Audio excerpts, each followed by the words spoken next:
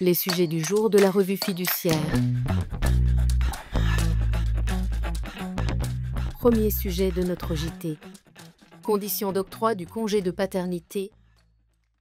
Le Conseil constitutionnel, qui avait été saisi d'une question prioritaire de constitutionnalité portant sur les règles légales d'attribution et d'indemnisation du congé de paternité et d'accueil de l'enfant, a rendu sa décision le 8 août 2025.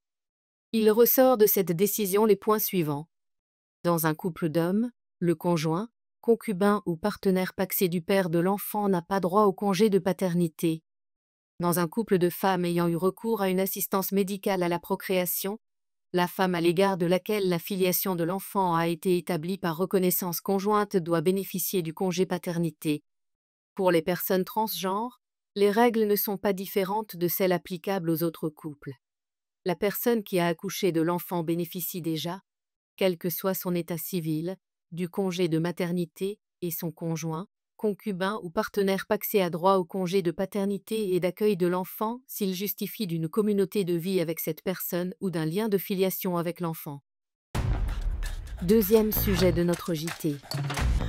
Jeune entreprise innovante. Le statut de jeune entreprise innovante ou JEI vise à encourager la création et le développement de sociétés innovantes en leur accordant des avantages sociaux et fiscaux. Pour bénéficier de ce statut, une entreprise doit, notamment, réaliser des dépenses de recherche et de développement représentant une part significative de ses charges totales. La loi de financement de la sécurité sociale et la loi de finances pour 2025 ont rehaussé le seuil requis de dépenses de R&D pour obtenir la qualification de JEI de 15% à 20% à compter du 1er mars 2025. Les modalités de calcul du volume des dépenses de recherche ont aussi évolué. Un bulletin de l'administration fiscale, en date du 16 juillet 2025, commente ces nouvelles dispositions. Troisième sujet de notre JT. SAS, primauté des statuts sur un acte extrastatutaire. Les statuts de la société par action simplifiée, SAS, fixent les conditions dans lesquelles celle-ci est dirigée, notamment les modalités de révocation de ses dirigeants.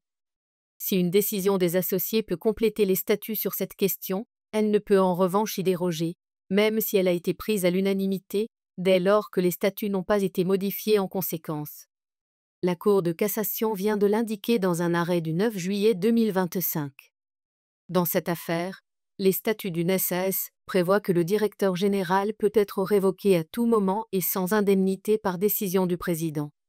Monsieur L est nommé à l'unanimité directeur général de la SAS lors d'une assemblée générale, qui précise les conditions d'exercice de son mandat et de sa révocation dans un document annexé au procès-verbal de l'Assemblée. L'année suivante, le président de la SAS révoque Monsieur L de ses fonctions de directeur général. Ce dernier demande en justice le versement par la SAS de dommages et intérêts pour avoir refusé de lui verser certaines sommes au titre de la cessation anticipée de son mandat.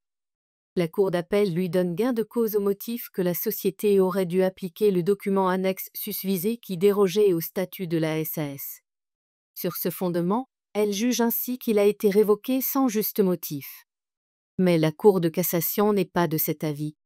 Ce sont les statuts de la SAS qui priment sur cet acte extrastatutaire même adopté à l'unanimité des associés.